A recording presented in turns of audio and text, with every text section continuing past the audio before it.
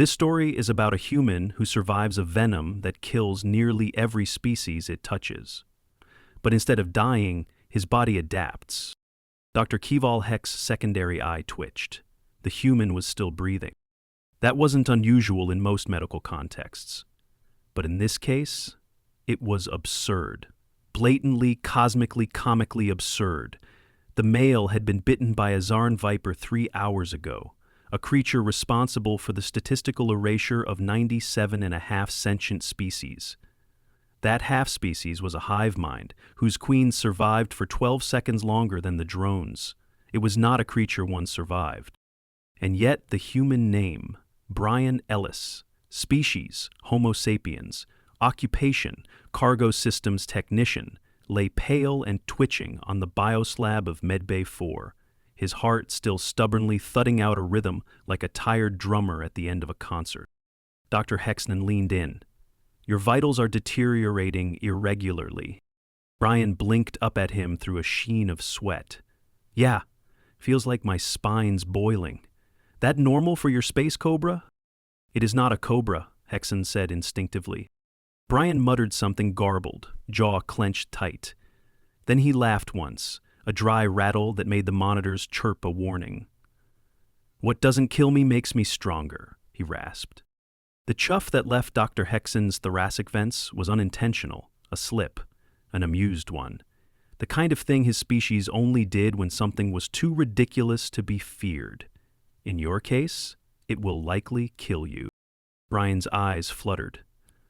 "Likely, not definitely. I like those odds." Hexan's colleague, TriMed assistant Nuala, was already sealing the quarantine dome. There was nothing to do but make the human comfortable while the venom took its course. That was protocol. Comfort, containment, and, for the doomed, last rites if the species practiced them. "Alert the High Consulate," Hexan said as he turned away. "We'll need a body bag with thermal shielding. His corpse will off-gas for days." But there was no off-gassing. Not after 6 hours. Not after 9. Instead, Brian's heart rate dipped dangerously, then rebounded. His oxygen levels plummeted, then recovered. He shook, convulsed, moaned something about hot sauce and ice cream. His neural scans flared with erratic waves, then quieted.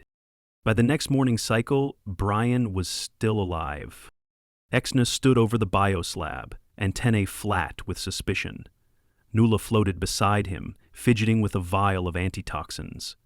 "We should at least try an intercellular purge," she whispered. "No," Hexan said. "The readings are conflicting. He's developing immunoglobulins, but the composition is unstable, erratic. Nothing in our databanks suggests the human body should be able—" He stopped mid-sentence. Brian had opened his eyes. "Morning," Brian croaked. "Is it too early for bacon?" Hexan nearly dropped his console. "I need to run more tests," Hexan said stiffly. Over the next 2 days, those tests consumed more of his waking hours than he preferred to admit. Brian's bloodstream was a war zone. The Zarn venom was still detectable in his tissues, yet his body, through a dizzying, uncoordinated blitz of immune responses, was not only neutralizing the proteins, it was changing. The man's plasma enzymes had shifted. Histamine levels surged, then leveled. And most bafflingly of all, his resistance to the venom was growing. By the 3rd evening cycle, Brian sat up in bed and requested spicy rations. "We have a special anti-nausea paste," Nuala offered gently. Brian wrinkled his nose. "No offense, but your paste tastes like hot dust and sadness. Got any jalapeno jerky?" Hexan blinked. He'd read the updated report an hour prior, but he read it again. His hand tightened on the edge of the console. "Venom tolerance up 28%, he murmured. "Enzymes mutating. Not through therapy, not by engineered design, just naturally." "Adaptively," Nuala whispered. Hexan exhaled sharply. "This is absurd. He should be dead." Brian, now upright and chewing on freeze-dried fruit strips, shrugged. "Got bit 2 years ago back home. Different snake. Hurts like hell, but, we sort of build up a resistance." Hexnan stared. You expose yourselves to venom? Well, not like it's a national sport, unless you're Carl from Minnesota. He does snake selfies. Idiot's been bit 16 times, can't feel his left leg anymore, but his blood's basically pepper spray now. Hexen dropped the tablet and stepped back like it had burned him. This is pathological. Nah, Brian said with a crooked grin. This is Tuesday. But it wasn't Tuesday. It was a crisis. The Zarn Viper had been loose in a containment hold when Brian encountered it. He'd been rechecking freight crates after a sudden lurch in gravity and found the snake coiled atop an open panel. It bit him before he could react. 2 fangs, full dose. The implications of his survival were spreading like a virus through the medical wing's academic staff. By the 4th day, Hexen was fielding urgent pings from xenogeneticists, toxicologists, and military biospec divisions. Have you sequenced the mutations yet? Frozen moons. Has he exhibited neurological damage? Can we replicate the antibodies? They all wanted samples, blood, tissue, even spinal fluid. Brian said no to the spinal fluid. But he did let Nuala extract a marrow biopsy. He winced hard during the procedure and passed out shortly after. Hexness stood beside the diagnostic cradle, watching the readout scroll past. Is he in pain? Nuala hesitated. Yes, considerable. But he said he'd rather stay off the pain suppressants, once his system clear. He didn't specify, just muttered something about metabolizing heat faster when he's sober. Hexen felt a prickle run down his dorsal ridge. The venom was evolving, too. By the end of the week, trace elements of the Zarn compound in Brian's system were adapting to his physiology. The man wasn't just resisting the venom, his body was converting its byproducts into usable proteins. Hexen submitted his data to the council, and the council responded with a priority flag, not because of the survival anomaly, but because other humans were now requesting controlled Zarn venom exposure. That was how the interview with Carl from Minnesota ended up in the databanks. I use a selfie stick, Carl said brightly, but the snakes don't care. I'm up to 16 bites. Left leg's a little funky, nerves all shot. But my cousin did a tox report, and man, you do not want to lick my blood. You'll cry. Hexen closed the file and rested his face in his upper palms. That night, as Brian limped softly into the observation lounge to stretch his legs, Hexness sat across from him with a blank expression. You do realize this isn't sustainable, Hexen said quietly. Exposing your species to venom for sport, for survival, for resistance? Brian rubbed his ribs. I know. Most of us don't. We just don't give up easy. Stubbornness isn't a genetic adaptation. No, Brian agreed, but sometimes it's enough to buy time for one to kick in. Exxon stared at him for a long time. You're not supposed to be alive. I get that a lot. Brian leaned back with a wince and pulled another fruit strip from his pocket. Also, do you guys ever consider installing handrails? I nearly face-planted into a cleaning droid earlier. Hexen stared, uncertain whether to scream or nominate the man for a biological research grant. In the end, he simply logged the case as ongoing. 3 more ships docked in the following week. None of them expected the delay warning. The onboard announcements of the Kandari's Ark were normally as sterile and formal as its polished titanium corridors, but now they buzzed with curiosity. Something had triggered an extended quarantine protocol. Word spread fast. It was a human. It was a medical miracle. It was a security breach. It was possibly contagious. Dr. Keeval Hexen had heard every theory. Are you hiding a weapon? Asked one thin-limbed archivist from the Talmeri diplomatic crew. Or worse, a political refugee? He's survived a Zarn Viper bite, Hexen said flatly. The archivist tilted his head. You mean he outlived the initial sting, long enough for the neurotoxin to liquefy his organs? No, Hexen muttered. I mean, he survived. The archivist blinked once, then twice. That isn't medically supported. Hexen walked away. Inside Medbay 4, Brian was balanced on a stability harness, flexing one leg slowly while grunting through his teeth. A physical therapist drone beeped encouraging tones beside him, but he looked anything but thrilled. Pain scale? The drone chirped. Brian hissed. About a 7, maybe 6 if I pretend I'm tougher than I am. Adjusting motor resistance down 2 degrees, the drone said. Hexen watched in silence from the doorway. The venom had damaged peripheral nerves in both legs, slowed signal transmission across the lumbar spine, and caused 2 separate cardiac events. The fact that Brian could now stand, albeit barely, wasn't miraculous. It was offensive to medicine. You should be unconscious, Hexen said quietly. Brian didn't look over. Should be a lot of things. I refuse muscle regrowth injections? Don't want to overdo it. Last time I healed too fast after a broken tibia, I ended up with a crooked ankle. Ekman's eyes narrowed. And when was this? 15. Dirt bike accident. Right into a barn wall. I thought your species stopped using barn structures for agriculture centuries ago. Oh, we did. It was an old fairground. Cows were just for petting.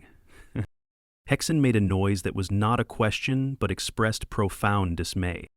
Despite the recovery, Brian's body remained a puzzle. Every 12 hours, Hexnef found some new metabolic mutation, a different plasma marker. His bone marrow now contained binding proteins that showed trace resistance not only to Zarn venom, but a few unrelated toxins. He was, by textbook standards, a cellular mess. But he was alive. By the 10th day, Brian walked unassisted for a full hallway lap. He collapsed at the end, but stood up again after a break. You could leave, Hexneck told him. We can recommend convalescence at a human facility. Brian looked up from his recovery mat. You want me gone? I want answers, Hexner replied. But I also don't enjoy watching a creature unravel his biology through sheer force of will. Brian wiped sweat from his brow. Doc, I'm not trying to unravel anything. I'm just trying to stay in one piece. This isn't some stunt. Your immune profile resembles an experimental biolab disaster. Brian snorted. Then why am I still kicking? Hexen's antennae curled downward. He had no reply. Later that same day, an internal incident pushed things further off script. A junior tech had been performing standard equipment diagnostics near Medbay 2 when a storage drone malfunctioned. The crate it dropped cracked open on impact, spilling several cryo-contained specimens, one of which was a preserved Zarn viper fang. Exposure to ambient temperature reactivated trace venom. The technician brushed it while attempting cleanup. She collapsed instantly. Hexen was first to respond, skidding into the bay before the emergency drone could even unspool its oxygen mask. The technician was barely breathing. Pupil dilation, convulsions, vitals failing. Brian limped through the door 30 seconds later, still wrapped in an ice sleeve. What happened? Exposure, Hexen snapped, fingers flying over the panel. Zarn compound, direct contact. Do you need plasma? Brian asked. Hexen froze. What? My plasma. It's got the antibodies, right? You said it yourself. That's not how treatment works. You got a better idea in the next 10 minutes? There was no time for a committee review, no time for an ethics board. Hex-N authorized a limited transfusion. 3 hours later, the technician stabilized. Her blood had begun filtering out the venom faster than expected. She would need weeks of support, but she would live. The story spread across every deck by the next morning. The human had saved someone. With his blood. Brian was unimpressed by the attention. Don't tell my mom, he said as a security officer dropped off a commendation message. She already thinks I'm reckless. You are reckless, Hexen growled. Donating live plasma without certifying compatibility is beyond reckless. Worked, didn't it? That is not the metric by which medical procedures are judged. Brian leaned back on his cot. Guess your medical procedures need to catch up, huh? Hexna left before he could say something regrettable. 2 days later, military observers arrived. Commander Finn stood at least a foot taller than most crew, his carapace etched with campaign seals and command stripes. His team reviewed the logs. Then they reviewed Brian. "You're not enhanced?" Finn asked, scanning him top to bottom. "Nope. No training? I mean, I passed CPR once." Finn looked genuinely irritated. "You're not even military?" "I fix cargo gates. Sometimes I reset routers. One time I unclogged a sewage bypass. That count?" Finn turned to Hexnan. "We need his genome." "No," Hexnus replied too sharply. "He's not a specimen. We could learn to replicate his resistance. You could also destabilize your own immune systems trying." Brian held up a hand. "Guys, don't worry. I'm not special. Earth's full of weirdos like me. You want a guy who got bit by more stuff than I have? Look up Jeff from Houston. He raises jellyfish in his garage. Doesn't even use gloves." Hexen rubbed his temples. "How are you still alive?" Brian pointed to his chest. "What doesn't kill me makes me stronger." Hexen sighed. He didn't chuff this time, not even a little. Brian was cleared to return to limited duties 12 days after the bite. It wasn't a full recovery. His right leg still twitched involuntarily, and he couldn't lift more than a loaded toolkit without grunting, but the medical board voted 3-2 in favor of letting him resume basic oversight work. He was ecstatic. "I swear, if I spend one more day in that recovery room with your calming whale noises, I'll start talking to the walls." "Those are sonic therapy waves," Hexen said flatly. "They reduce muscular inflammation. They reduced my brain to soup." Still, his first return shift was uneventful. He checked pressure seals, logged temperature fluctuations, and even made a few dry jokes that drew chuckles from the engineering staff. The ship's crew had warmed to him, some out of respect, some out of confusion, some just liked the stories. That afternoon, Hexner reviewed another blood sample from Brian. It wasn't routine anymore. It had become ritual, a way to track the impossible. The readout nearly made him drop his tablet again. The mutation had spread. Brian's red blood cells had begun expressing a new protein. It was subtle, just a fractional alteration of the hemoglobin strands. But it wasn't random. It resembled the structure of Zarn venom's destabilizing agent, but instead of harming him, it bonded with oxygen more efficiently. His blood was now carrying more oxygen per cell. Exen pulled the data from last week. It wasn't there. Brian's blood was adapting beyond just resistance. It was optimizing, enhancing. He didn't say anything at first.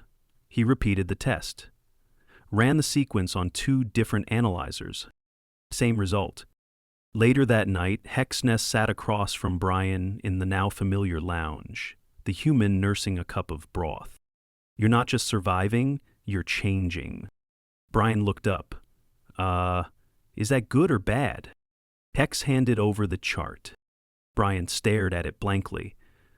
"I don't know what this means." "You're more efficient now, faster oxygenation, lower fatigue curve. This is beyond an immune response. Your body is retooling its core functions." Brian whistled softly. "Cool." Exen's expression tightened. "No, not cool. This isn't a design. This isn't engineered. This is a biological improvisation. Your genome is breaking its own rules. Still hurts like hell when I sit too long. I'm not saying you're invulnerable. Never said I was, just stubborn. That is an understatement." The next day, someone tried to copy him. Hexen was in the lab when the emergency alert came through. Another crewman, a human, mid-30s, named Eric, had acquired a microdose of Zarn venom from a secure biochemesher. He'd injected himself in the cap. By the time Securi dragged him to medbay, he was seizing. Brian watched the whole thing from the hallway. Hexen didn't even have to look at the toxin levels. The man's body hadn't adapted. It was reacting like every other mammalian system in the known charts. Eric survived. Barely. Hexen sedated him and ordered full isolation for 72 hours. Brian stood in silence by the medbay glass. "I didn't tell him to do that," he said eventually. "You know, Eam thought he'd get stronger, too. Do you think it you?" Hexna ran another scan the next morning. Brian's enzyme profile had stabilized mostly, but the lingering effects remained, and now his body seemed to remember the venom. Every immune cell had a perfect defense file ready. More than that, his pain response was diminishing. "Don't suppress the nerves," Hexen warned. "I'm not trying to. But you feel less pain now?" Brian nodded. "Still aches, just not as sharp, like my body got bored of reacting to it." "That's not something to celebrate." Brian sipped water, rolling his shoulders slowly. "I'm not celebrating, I'm adapting, like you said." Hexen's gaze didn't soften. "And when your body forgets how to stop adapting?" Brian paused. "I don't know," he said honestly. "But I'm guessing you'll be there with a microscope when it happens." The final escalation came from outside. An envoy ship from the Caltris Alliance arrived 3 days later.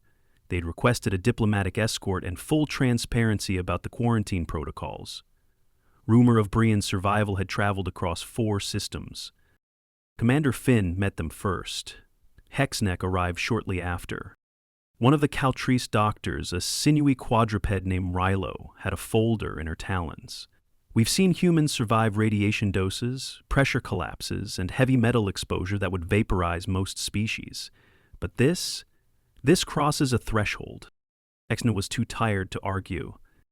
"You believe this mutation is deliberate?" he asked. "I believe the human immune system is a chaos engine. I believe if you expose it to death long enough, it starts writing new rules." Brian had just finished another lap around the med corridor. His gait was stronger, still stiff, but improving.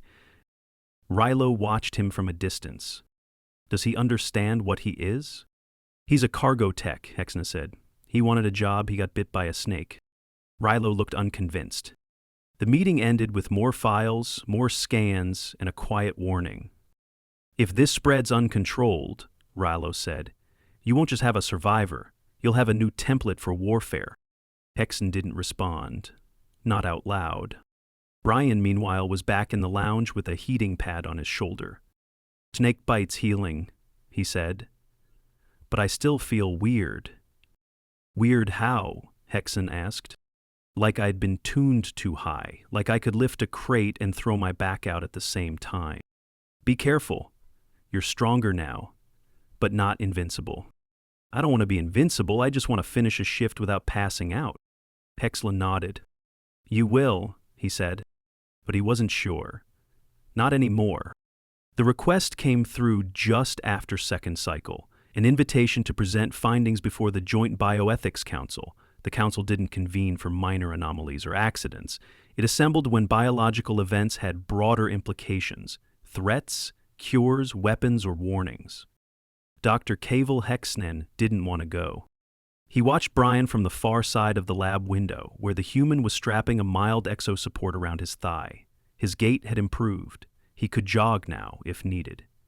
But the scans told a quieter story.